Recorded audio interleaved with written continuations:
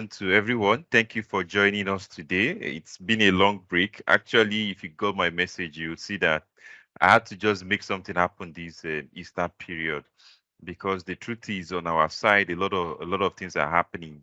On the Excel and Power BI one, we've always been having guests, so there has never been an issue of a webinar session being cancelled or postponed. But on the financial modeling side, we've not been having a lot of guest presenters. They kind of always prefer the Excel or Power BI one. So that's why I've been the face regularly coming.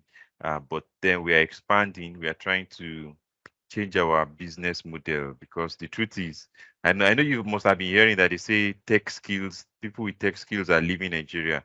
Also for us consulting companies, the kind of job we will do for a Nigerian client, you know, that for them it will be a big money, and then we'll be working for them for like 3 months, 4 months. Guess what? For foreign clients, it's not fair for the ecosystem, but then nobody wants to suffer unnecessarily. For the same amount of money, we just work 1 week for a foreign client. So we decided that we're going to rather focus on getting more foreign clients than do solutions in Nigeria, then try to expand partnership.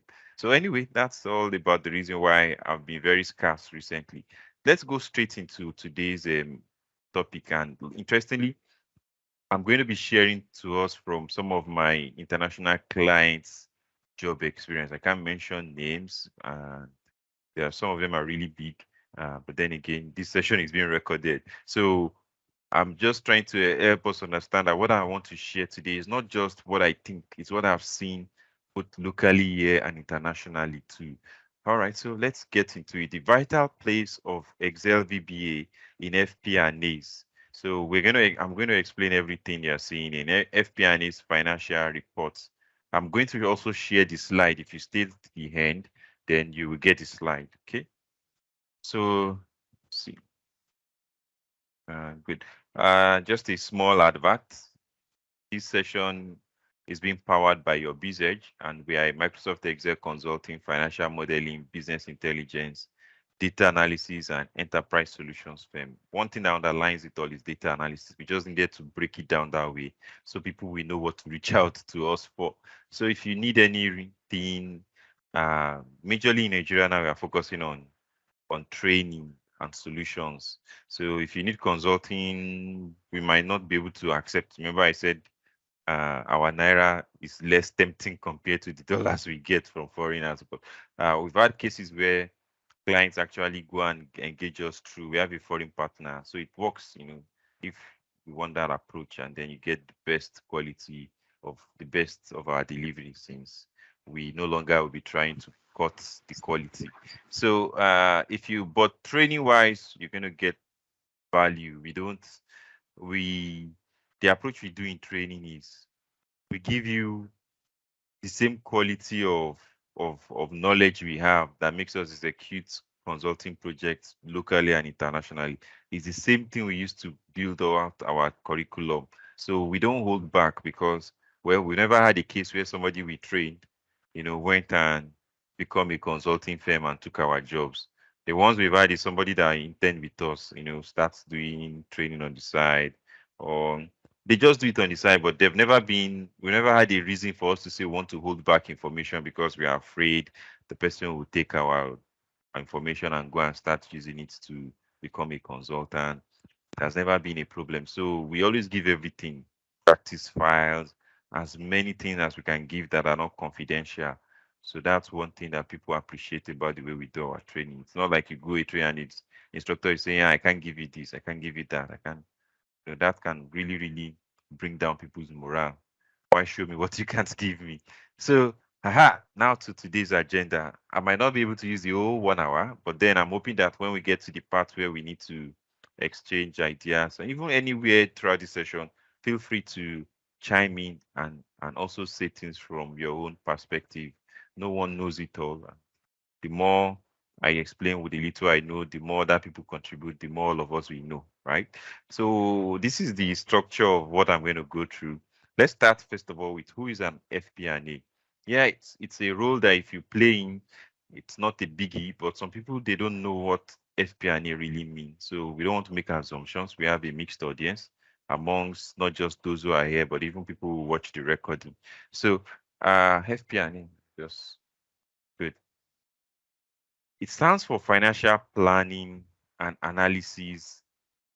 Well, sometimes you say Financial Planning and Analysis Analyst, so you see FP&A analyst. Okay. So, but then financial planning and analysis, and if you see from Gartner's glossary, so Gartner's glossary, you get to see that it's a set of, where they said it's a set of 4 activities that support an organization's financial health. So there's a planning and budgeting, there's the integrated financial planning, there's the management, and there's performance reporting. Management and performance reporting, they bundle that together. And then there's the forecasting and modeling. It's too mouthful, but I like the way CPI has done it in a kind of a, if you look on the right side, you see this diagram, so they try to separate things much more. So, but the truth is, what I just read out is the truth.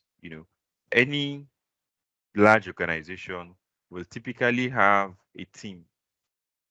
The people in the team can have very specific roles.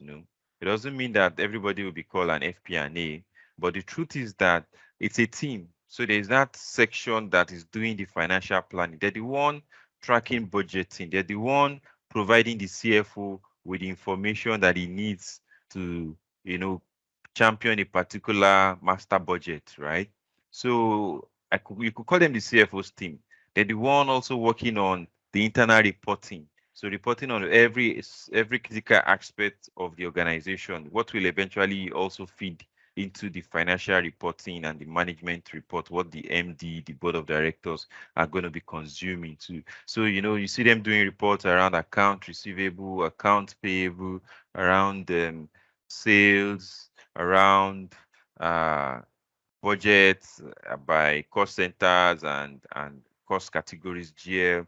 So people who their reports directly go to CFO, call them the FP&A. You are in the accounting team, you are in that finance team, and your report goes straight to the CFO. Obviously, what you are reporting is around this FP&A, because anything that the CFO is going to consume directly are what will help him with the organization's financial analysis, financial planning, financial forecasting, and financial reporting. So that means your report must have been falling in one of those categories for you to be a direct report to the CFO. So that's why I say you could call them the CFO's key team, right? They're the ones providing all these, again, financial planning and analysis. So that's why it's probably called that FP&A. We don't use the label too commonly in Nigeria, but if you go online and you search for jobs and you indicate that you have an accounting and finance interest, it's not so long before you start seeing a lot of roles where they will say FP&A analyst. So it's much more used. This term is used much more outside of our Nigerian market space than you see it here. But that does not mean we don't have people who are functioning in that role. It's just that, here they might give you a more traditional name to your role. And, the interesting thing too, when you go into the consulting space and you begin to also consult for international clients, some will directly write that this is what they need help around. So they want to offload some of their FP&A, tasks to you to automate.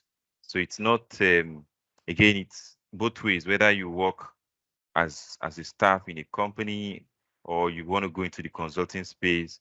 It would be nice if you're in the finance and accounting domain to understand that either as a worker, as an employee, or as a consultant, there are always needs that you can fill within that space.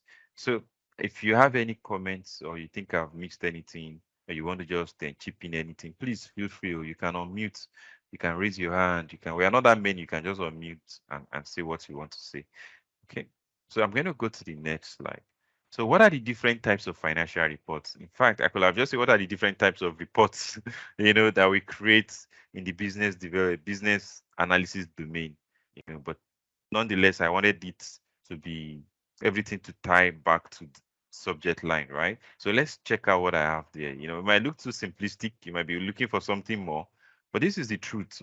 I've thought about my work even while I was a full-time staff in Airtel, and I was doing the entire business reporting along. So they grouped us into product teams. So for the product that I was in across 10 countries in Africa, I was reporting well, as regards to the revenue side and consumer behavior, customer behavior, and transactions, I was reporting everything, right? It was only expenses, that I was not reporting. And guess what? All my reports fell in this category. Then I went into consulting too, and I started helping a lot of finance institutions, banks, the finance team in company.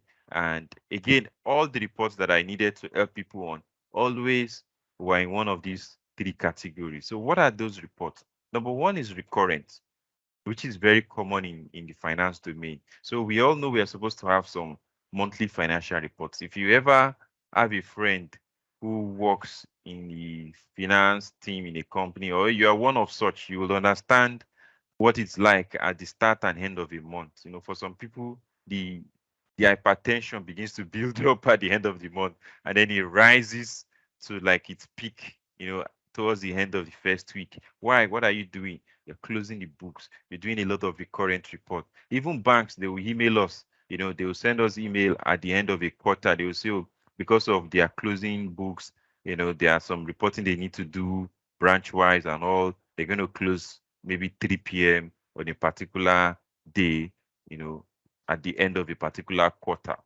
So it's a very common thing that we have as finance folks, recurrent reports that everybody understands from the beginning of their journey in the company. And these reports need to be created on some consistent schedule. It could be weekly report, it could be monthly report.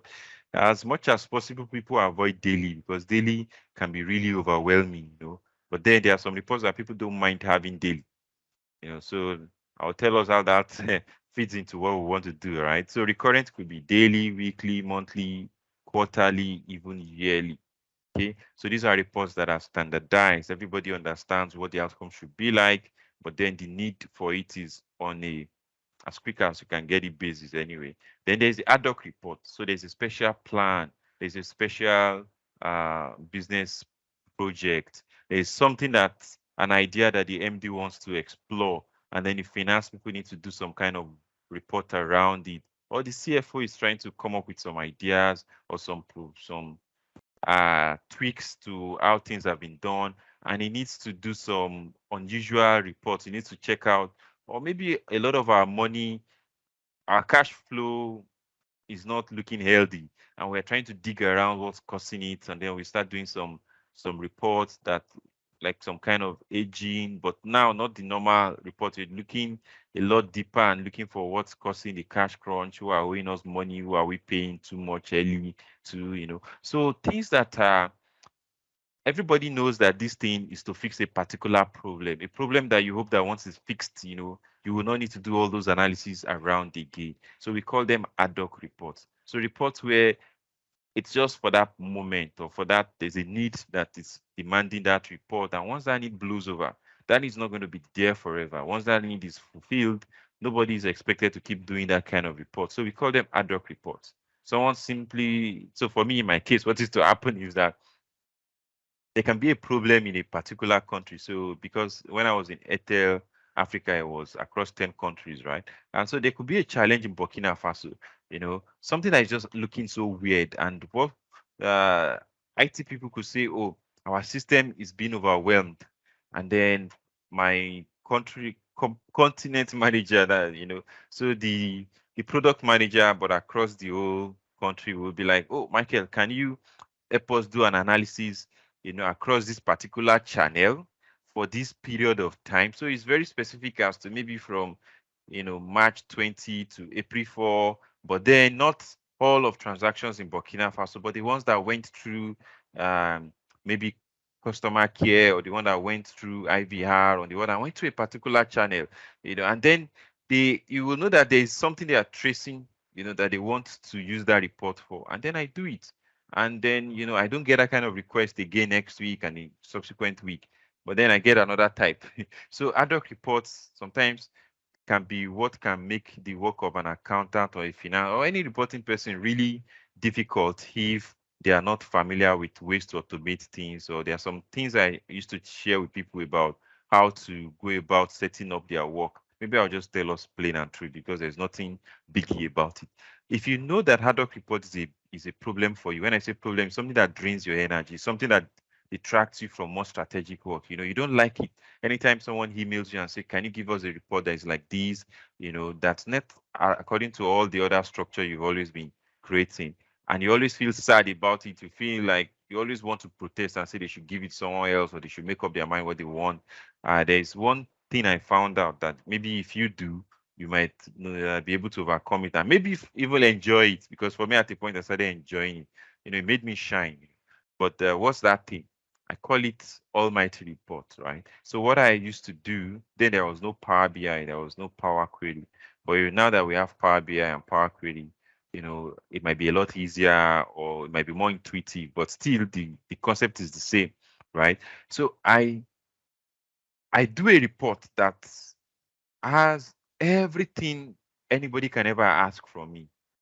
Imagine that you're collecting data, you're working in a bank, you're in charge of all transactions over the mobile app, right? You know that all these things you will see by location of the person who was transacting, what type of phone, you see what account category. There's a lot of information you will see because that nature of platform gathers a lot of data, right?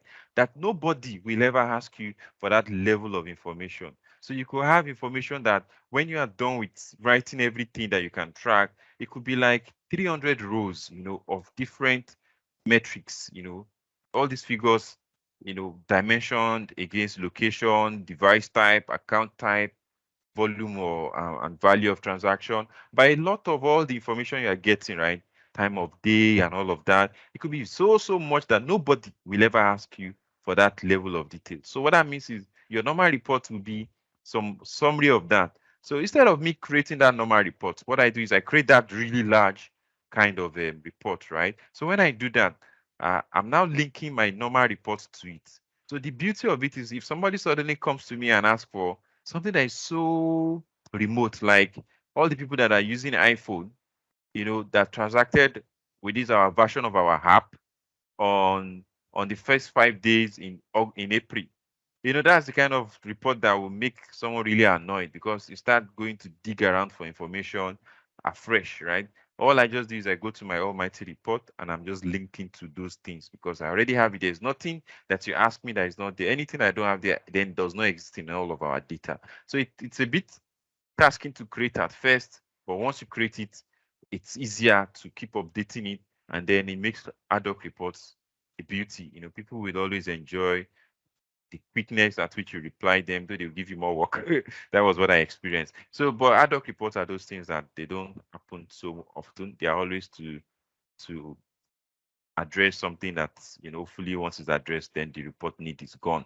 Then the number three, yeah, you might think about why should I put PowerPoint as part of a report? It is, if you're going to be presenting to management and you're going to be presenting something that you're supposed to include your recommendation. You're supposed to drive some suggestions. You're supposed to lead them to take some actions, right? It's not in Excel that you're going to present that. In fact, if you're going to be presenting physically and you'll be allowed 10 or 15 minutes in front of everyone, obviously it's not Excel you should be showing them, right? You should be showing them PowerPoint. If they ask for Excel, in fact, you could have emailed that one ahead to them, but then it is a PowerPoint that you should be doing. It's going to be already conveying the story and the analysis and the insights you have gotten. And then there are some reports that are just naturally in PowerPoint, right? So you will find out that you will be doing these three types of reports.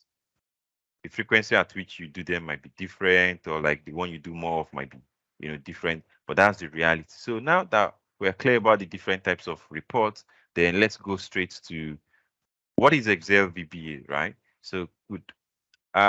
This is Excel VBA.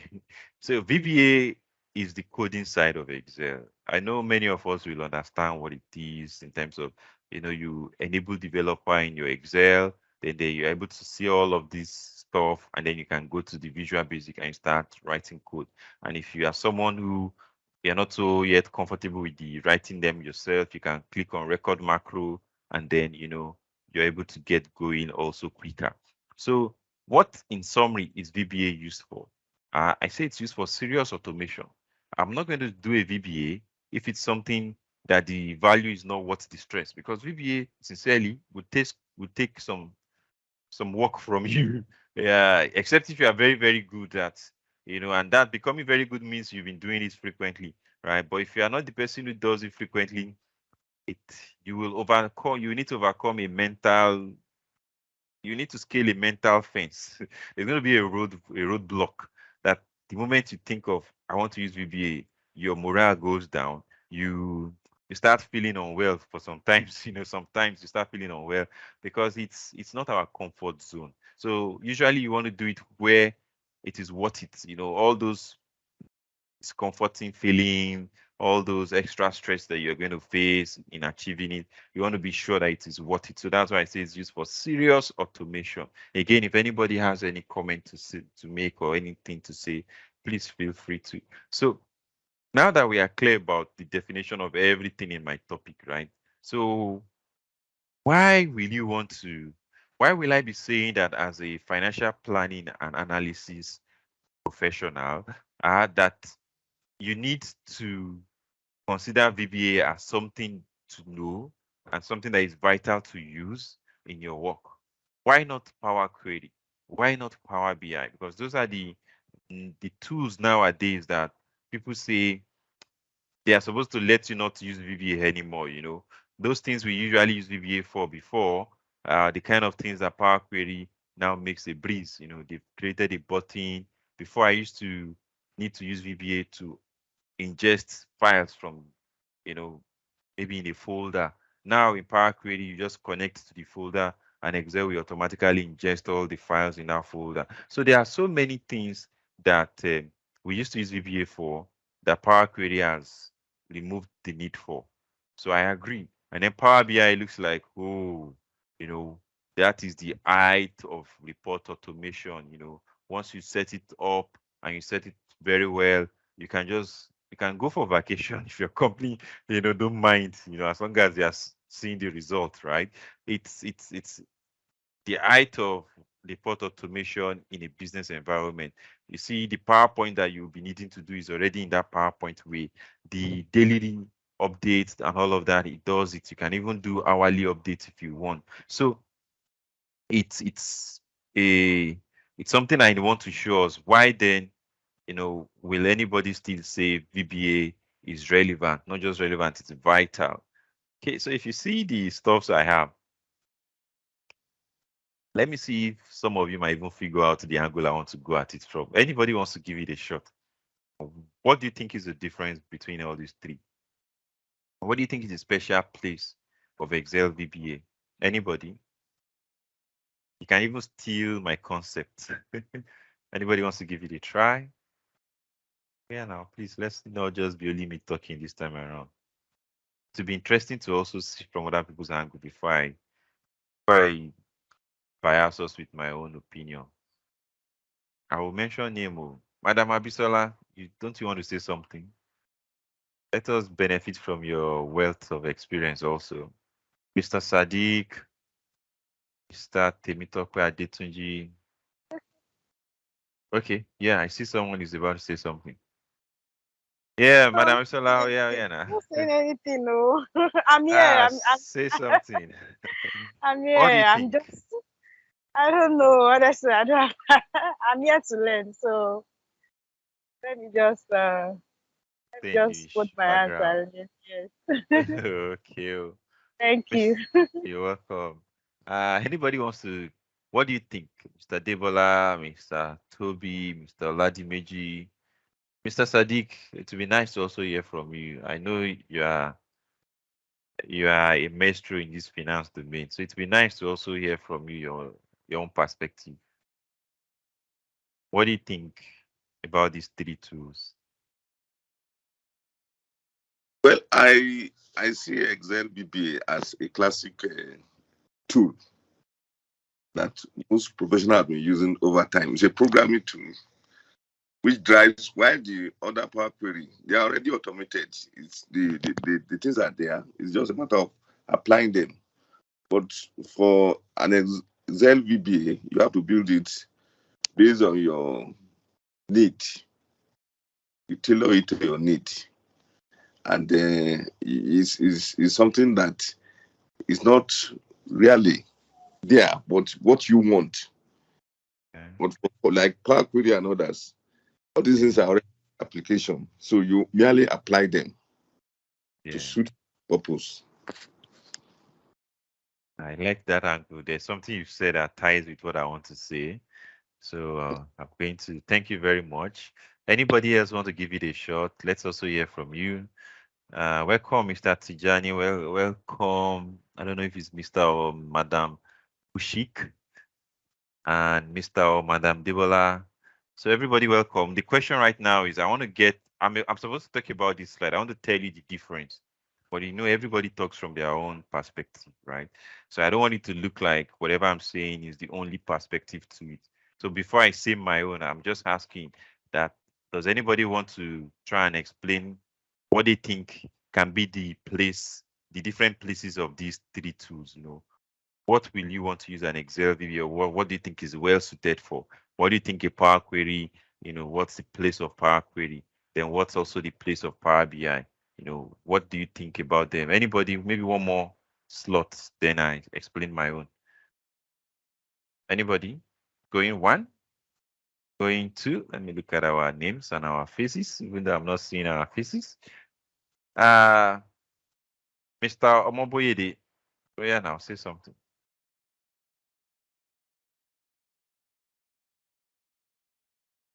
Okay, if nobody is saying any more thing, thank you very much. Okay, yeah, yes. I don't know much about it, but I just feel VBA will give you more flexibility to work with maybe other things that you may not be able to achieve with the more advanced tools. Okay. Thank you very, very much. I'm happy that your perspectives are similar to mine. So here's what I originally had in mind. You see the images I used, right? You see a plane, you see a car. So I'm saying Excel VBA is like a car, right? Now we have a car, or even if you think you don't have a car, I'm saying if you don't think you don't have a car, there's usually a car that, you know, one can say you are using so frequently, or even if it's not your, so you understand perfectly well the use case for a car. Then there's the plane, right? And then there's the train, right? So this is the explanation I have. And this is based again on my own perspective and how I've needed to use it. I'll get some clients job that I will just use Power Query straight up. I will not try to use VBA at all. Then I get some other client's job, and I know I could do it easier with VBA, and I'm not going to. I mean, I could do it easier with Power Query, but I'm not going to use Power Query. I will go and use VBA. And then I get some client's job, and they are saying it's Excel they want, and I'm advising them, please, this thing, don't do it in Excel, just do it in Power BI. You know. So what's the background to why I'll be making those kind of strategic decisions? So let's start from the right. Let's start from the train, from the Power BI. So Power BI is meant to solve all your recurrent report automation. If there's a report that is not recurrent, just don't bother to use Power BI for it. So Power BI tries to solve try to combine three things for you, right? It tries to combine, let me write on my screen. Okay, good. So Power BI tries to combine for us the need to have a management view. You know what? Sometimes you could have needed to go and create a PowerPoint around, right? You see that the final result of a Power BI is like a PowerPoint slide, but then that is interactive. So you are again retaining the interactivity you have gotten in Excel, in an Excel report. So it's very interactive, very nice looking. And most importantly, it is automated. If you do a report in Power BI and it's not automated, maybe you want to just prove a point. But if it's a report that is supposed to drive anything meaningful in the business, it should be automated. Nobody should go and be updating Power BI every day.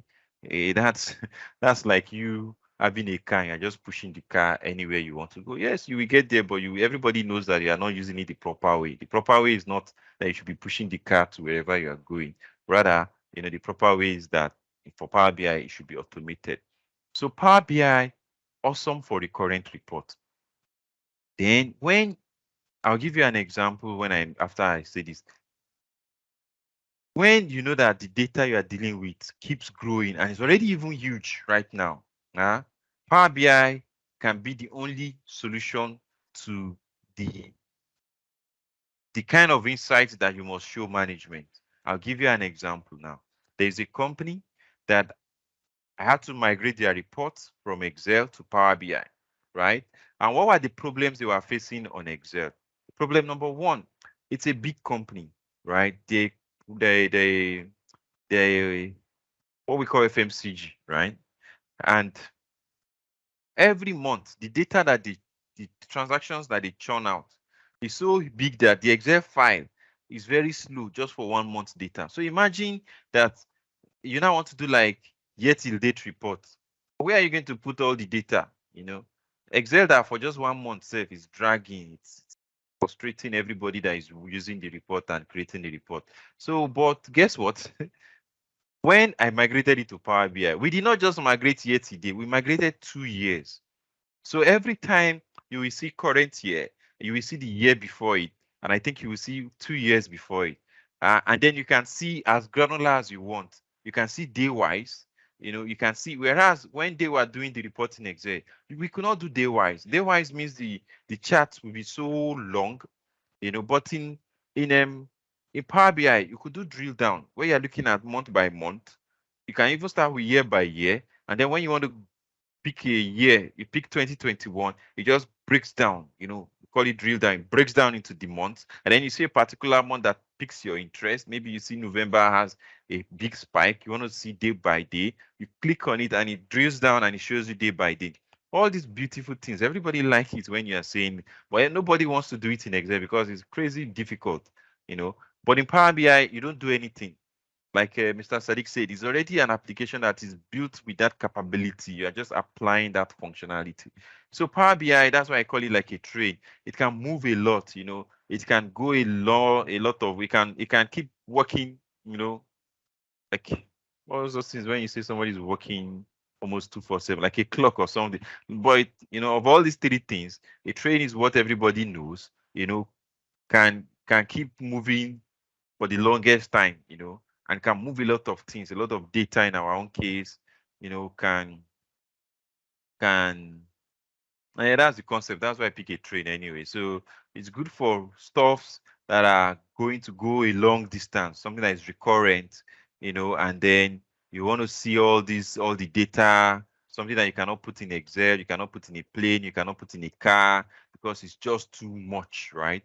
Then a train is going to move it for you. So that's why I'm using the train as the image. Might not be a very perfect image, but again, you get the explanation of why I'm saying Power BI is good for recurrent.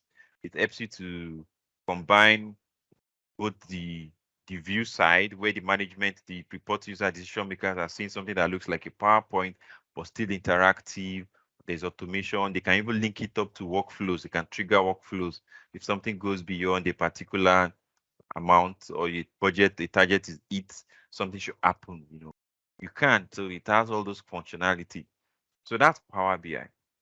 That's why I might sometimes tell a client that is asking me to do something around the Excel for them. I'll say, you know what, let's just move this into Power BI, because I know that Power BI, if you come to us and say, oh, Michael, we have this very small company, or we're a pharmaceutical company, we're a mall, we're whatever it is that is your side hustle. And then you're like, because you're thinking you are small, you're always like, Michael, just do something for us in Excel, eh? So all my sales data, I'll be able to, as this cashier is keying them into the machine, and we export it, I'm able to see it. And you are saying that, but me, I'm saying that for you care about what you can see today, tomorrow, next week, next month, but I know that this thing, if your business will keep existing for 4 years, for 3 years, then whatever I'm building for you should be able to last for as long as your business will exist, right?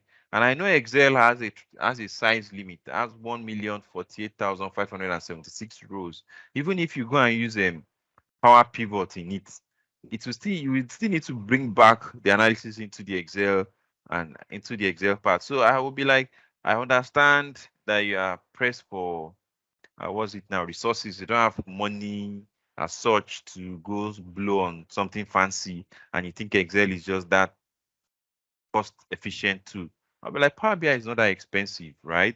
And you know what? You don't need to do too much, right?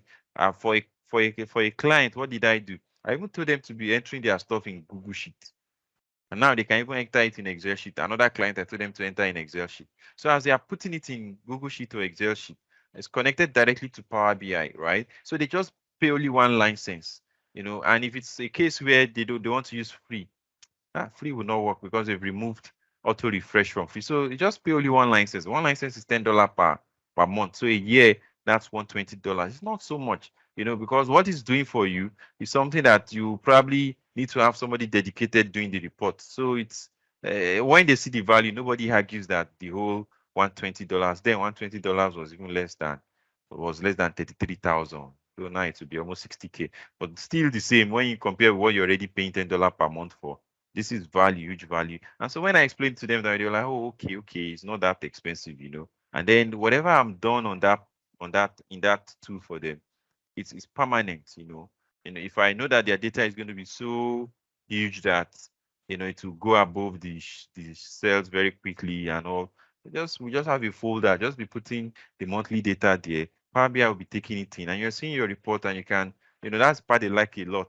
So the MD likes it that they always have an iPad. All those when you're always doing meeting, at some point you will always be liking something that is a touch screen. So you can just be seeing the report on the iPad. My iPad is not here. I'm not a iPad kind of person. My own iPad, I don't use it. It's always by my bedside. But the key thing is Power BI awesome for that. Now let's go to Power Query. So for Power Query, you can see that I use a plane, right? Can a plane land just anywhere? No. So that's one of the problems with Power Query. Why I will sometimes, even though I know Power Query is the fastest and maybe the most robust way to fix what that client is asking for, and I don't use Power Query, is maybe everybody in the company is not on the new version of Excel that has Power Query. Some people are on Excel 2010 or 2007. So why will you do a report that, because I'm helping you to do the report, you upgraded your own computer, your own Excel. So we upgraded yours to the one that has Power Query. But then MD does not have Power Query. All the other people who will be consuming, they don't have Power Query in their own Excel. We've just wasted all our efforts, So that's one thing. It's powerful. You can go the length, but then it might not be everywhere that you can do it. Then nowadays too, there's difference in versions of Power Query. There's a client, a big multinational oil company in US that I'm doing stuff for in Power Query. I had to downgrade my Excel at a point because of some things that were breaking whenever I do the stuff I sent to them. So sometimes because of those minor things, you might want a more consistent experience, somewhere where you control the whole experience. You just know, as long as you can do a manual, and as long as they follow your manual, that's all, or your screenshot of steps, that's all. In fact, you might even make it like click a button and the whole thing is self-explanatory. But in Power Query, some of the explanations are not that obvious. So sometimes you might need to maybe do some more robust teaching or some lengthy handover. So in all, Power Queries, the things it does, it might be the best thing to use for them, right? But just remember that, it's not all customer scenarios that Power Query can be practical to use to solve the tool, to fix the solution, fix the problem that they are facing. In future, yes, Power Query will be in everybody's Excel, because by then nobody will be using an old version of Excel. But until that happens, that's another thing you want to consider, that a plane cannot land everywhere. So you don't want to go and fly a plane to where the terminal is not going to be enough for you to land. That's a big problem after you've taken off. All right, so that's my own about a Power Query. Then Excel VBA, it's like a car. I don't know. Even if the road to your area is very bad, there will be a car that will just be perfect for that kind of road. So a car easily helps you to move around. It might not go very far. If it's something that we're trying to automate for life, or like I said, that small company that wanted to have a way of their report automated, so MD, the owner of the business can sit wherever he is or is doing his normal day job, is accessing all what his team, is doing in his side hustle, right? Power BI is perfect. Inside Power BI, there's Power Query anyway. So it's both of them working hand in hand usually. But imagine that you are a staff, you are a finance person within a company. Now, there's something that is taking so much time. There's no budget for Power BI, right? It's not the kind of thing Power Query can do because, or should I say, it's not the kind of thing you want to use Power Query for because maybe you are the only one who understands it that thoroughly, and people are always coming to you to ask for help, or you just want to automate it completely and make it as easy for people to use, right? So I'm doing one kind of project like that for a refinery in the US. And guess what? They just want to be able to analyze stuff from their bank statement. And normally you'll be like, oh, let's use Power Query now to connect to the folder. So they should put all the bank statements in a folder. Then we connect to Power Query, and then it will ingest it, and then it will fish out I have formulas that will fish out what I need and blah, blah. Perfect. But you know what?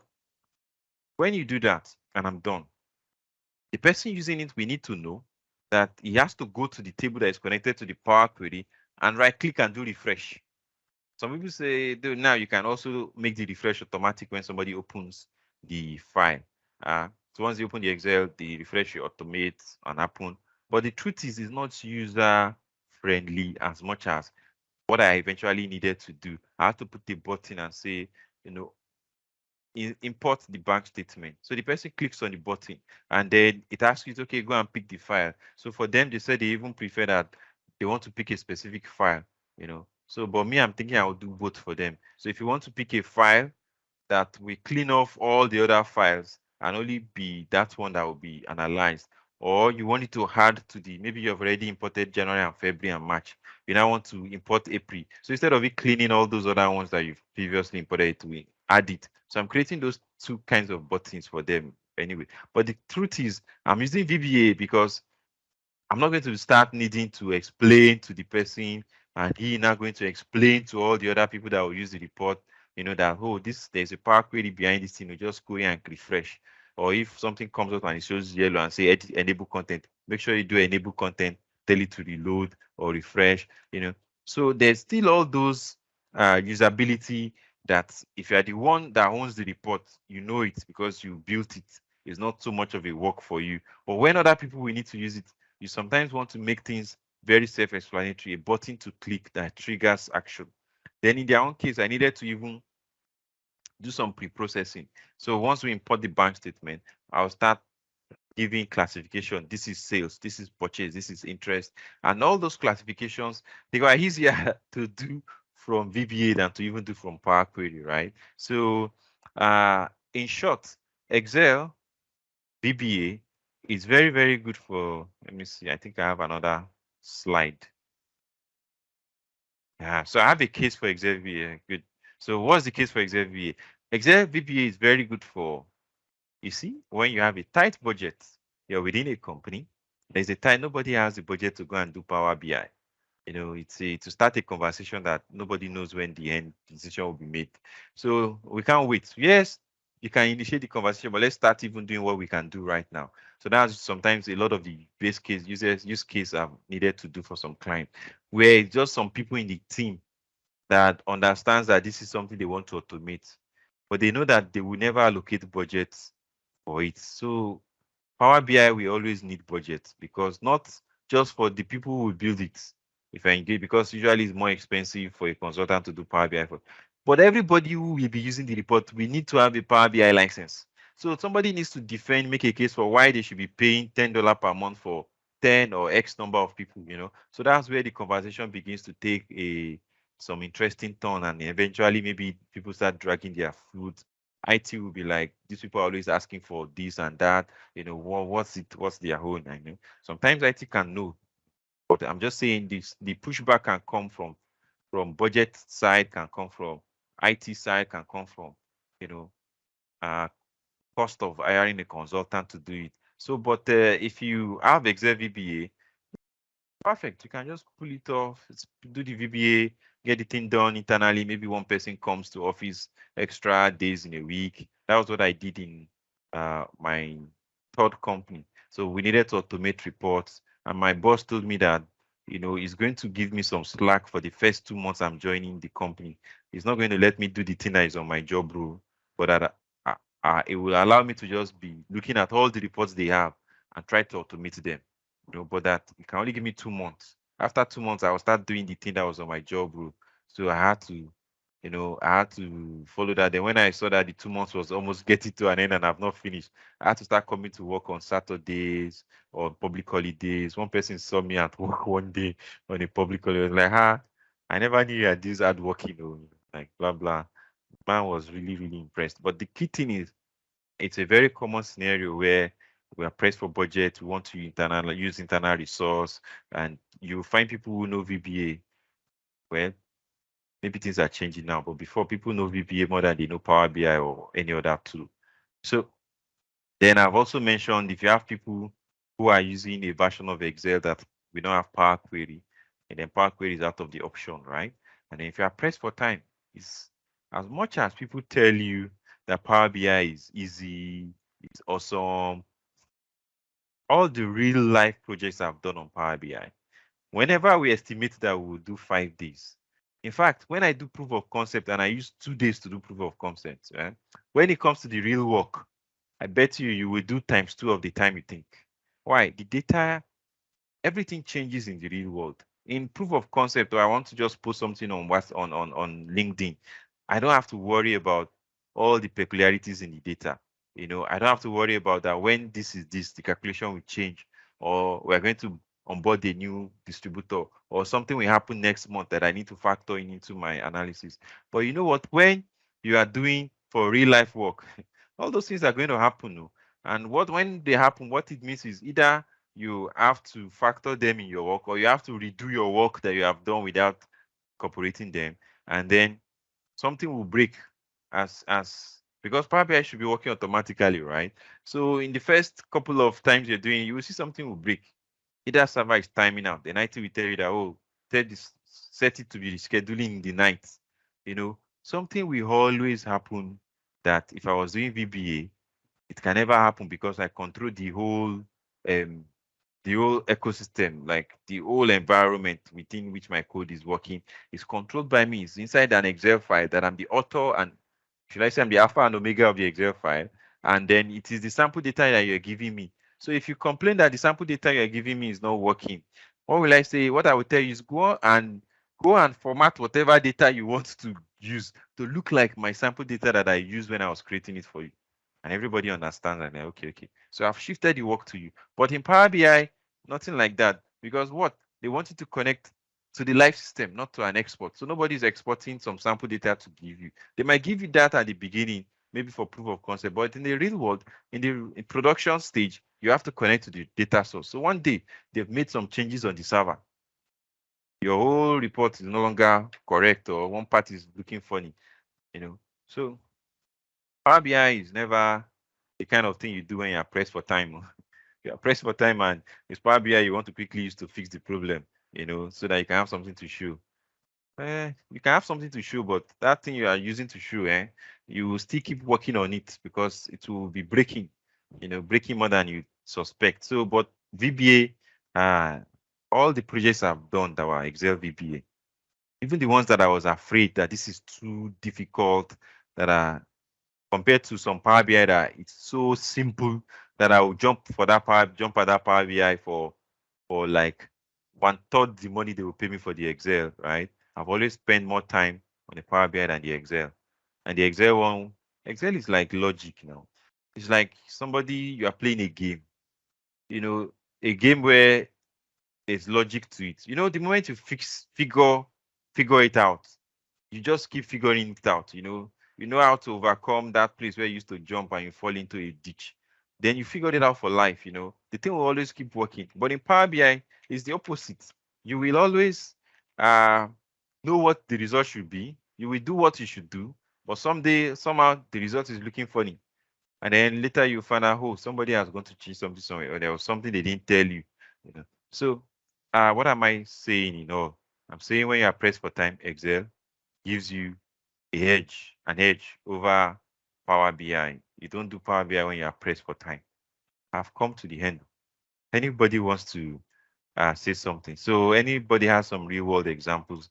For me, the real world examples are those ones I've said, clients that wanted Excel and I told them it's Power BI. Somebody wants to say something. I saw somebody was on meeting.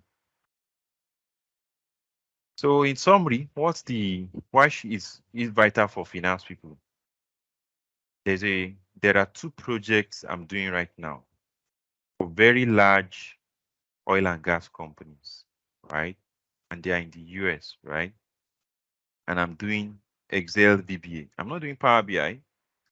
One of them I'm doing VBA plus Power Query. But guess what? It is Excel VBA that I'm doing for them. And one of them had done it last year and they were very happy with it. They came back this year and said they want to do a version 2. So it's still vital. And okay, one of them is finance, the other one is not finance. But what I want to bring out is for a company to set aside budget and look for a resource outside and be okay with looking for a resource even continents away, that is a very strong proof that skill is a skill that is valuable, is a skill that is still relevant. If they had people internally that can do it and have the time to do it, you see those kind of people will be so valuable to that company right now, so they will not have looked outside. So please don't ever let anybody talk you out of if you are not going to do VBA, learn it. You're not going to learn it. Let it be that it's your choice. You decided that it's something you want to learn. You can't learn everything at the same time. So maybe Power BI is useful. You should know Power BI. So maybe right now you're learning Power BI. That's why you're not learning VBA, or you're not improving your VBA skill. But VBA is not useful. Even Microsoft Excel actually is making things harder for us. So now they have started in a direction where it looks like they want to yank away VBA. They keep making it more difficult for people to use VBA because of the security lapses anyway. So yes, despite all of that, right, it is still worth it to know how to do VBA, because there will be things that in your company, in your work, that's why me as a consultant is fetching me money. Then I know people in the company who, when there are things that need to be done, there's no budget for Power BI, they are pressed for time, they can't go and hire someone to be doing it. The person who knows how to do VBA becomes the messiah. It fixes it and everybody is happy. And people, are forever grateful to that person, right? Will it not be nice that you are that person, that you yourself, you are grateful to yourself because you've saved yourself time, and like I say, FP&A are the people supporting the CFO, right? So you see, the more you are able to give valuable stuff to the CFO, and if you are the CFO, the more you can automate things for your team members, so they can just use it and they give you what you are looking for instead of you always complaining about whatever they give you. The more that your job is done, made easier, the more for the CFO there is value, the more for everybody that there is an impact that you are trying to achieve that is happening. So that's my own way of explaining the case for VBA, right? Anybody wants to say something before I end the session? Be question or comments?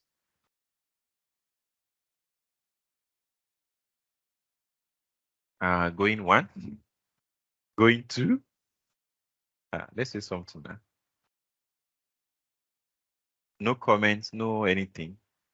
Okay, if nobody's saying anything, I'm going to call our names. So I say our names. So I don't mix up the Mr. or Madam. I'll just call our names as I'm seeing them. So I see Debola. I know Abisola has said that she wants to do passive learning today. Yeah, you want to say Hello. something? Okay, yeah. So I'm Yeah. the talk is really strange. I'm on the Excel group, so I saw Nigerian Excel unit Oh, group or okay. something. So Great. I'm just now I have time for my Excel, so that's why I'm okay. All Excel Oh, openings I'm stuff you taking. joy. Oh, It's okay. You're not on the finance side, right? no, no, Okay. not for now. Yes. So Oh, thank you for your job well done. At least now, thank you. so at least the Power BI and all those things won't look so strange again the next time I'm attending a class like Attend. this. Thank you. Okay. Thank you. Okay, good. I see Mr. Rashid's hand is up. Yes, please. Take the floor is yours. You can Yeah. unmute. Good Yeah. afternoon. Yes, sir. Good afternoon. Yes. Thank you for the session. It's a really good one. Actually, I logged in late, but for the few I was able to listen to, it's great. I mean, I just want to make some comment about my own perception about VBA, because I started learning it sometimes. Then Yeah. I was just feeling like I don't really have like I didn't see any reason for me to continue learning. So I started, then I just stopped. So, but with these insights you have just given now, and I'm actually seeing the reason for going back and start learning it again. I'm just starting my data analysis course. I'm still at the Excel part though, but the very advanced part. But I'll put it into consideration that it should be part of it. Thank you. You're welcome. Maybe one thing I can do, I see another person's hand up, I'll call him. One thing I found out about VBA, because I suffered the same problem, is the way the person teaching me explains it. So for me, when I started my VBA journey, right, it was, I bought books. That time I was doing Excel only. I was even already had projects. Remember I told you I got a job where my boss told me that for the first 2 months, right, I should be automating the work, the reports. It's not that I should be doing them. I should automate them. He doesn't want anybody to be doing them, so he wants them automated. So and they told me ahead before they hired me for the job. So I said yes, I can. I'm going to do it. Then I got into the job, and I'm struggling. And I went to start buying books. At first I was reading online, but it was not making sense. Yes, I will follow what they are saying online. I will get what they are doing, but I'm not trying to do 1+1. I'm not trying to do all the things they are teaching me to do is not relevant to what I need to do in the work, right? So I bought books. Let me just try and also get out what I want to. So I bought books and I was reading. I won't mention names or so because it will look like I'm throwing shades at the books, because it might just be a problem that is from me. Some of the authors of the books are even people who have come on our webinar series, and there are people that rank high to me. But then I read the book, and there was one that I knew that I was forcing myself to read. If you remember growing up, they used to force you to read the Bible, and it was not like you wanted to read it too. And this was worse than that. Then later on, I started reading Bible by myself. I'm just trying to. That's the only thing I was close to it, where somebody is forcing me. But this one now is the job I have to deliver that is forcing me. And this thing, as I'm reading it, I'm not understanding. It's as if I'm reading another language. I'm just reading it. I can type what they say, what they are typing, but I'm not understanding. I can't apply it, right? So back to what I want to give you. For me, when I now eventually learned it and I started training people, I have found out that, well, maybe for people like me, or maybe generally, there's an approach. If you teach me, because I'm also learning languages, and I found out that that's the only way to I could learn. If you teach me what I can use right now and something that is relevant to work, I don't need to know everything. If you teach me how to say good morning in German, you teach me how to say I'm hungry, I can use them right now.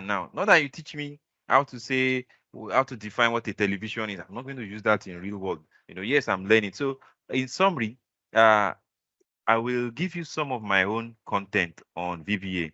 I've seen people use 2 videos. I've seen people use them, and one person had come back and he built something that manages inventory system for a company. And he told me that it was just not my video that I watched. I was really amazed. But I know that it is possible, because it is the same kind of things you'll be using when you're working. I'm looking for the content. So while I'm doing that, Mr. Sukomi, please, you can go ahead and speak. So I'm just looking for the link and I'll share. All right. Thank you very much, Mr. Michael. I'm so grateful and delighted. Yeah, I remember reaching out to you I think 2018 that I needed your assistance, and the first thing you did was to add me to the Nigerian Excel user group, and that's just been the turning point in my Excel journey. I Happy started to hear Excel that, with sir. report sheet, report sheet for schools. That's what I do Oh, basically. cool. Then Great, great. for secondary, report one by one. At times, I have to export like 500 student reports, and Wow. it takes time. So I remember one time, like I spoke with Victor Momo, and Yeah. he told me that VBA can do the magic, and so we just wanted to it, and like that, in just one click, I can export everything. So Everything. VBA is more like the lifesaver. It's more like the lifesaver. I It's more like a understand. lifesaver.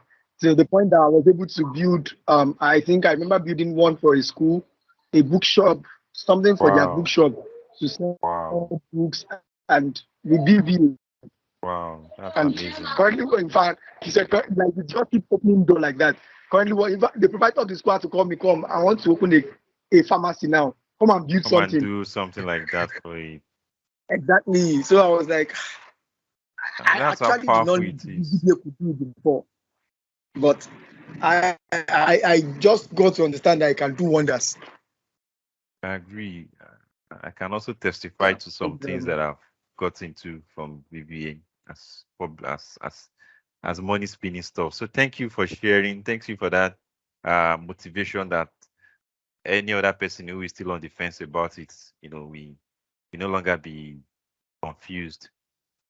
Anybody wants to say anything else as we wrap the entire session, wrap up the session? So I will just quickly share these links. So there's the link. Okay, good.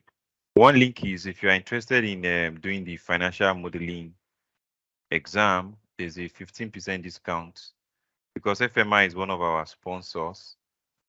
So they've been generous to give us some discount code to the community member. So if you're interested in, hope this thing is showing very well. It looks somehow, it looks published. But yeah, if it shows, that's enough. So you can take advantage of the discount. This is for the May exam, the 22 of, I think it's 12th of May or so. Then also too, please give us your feedback. More importantly, we are looking for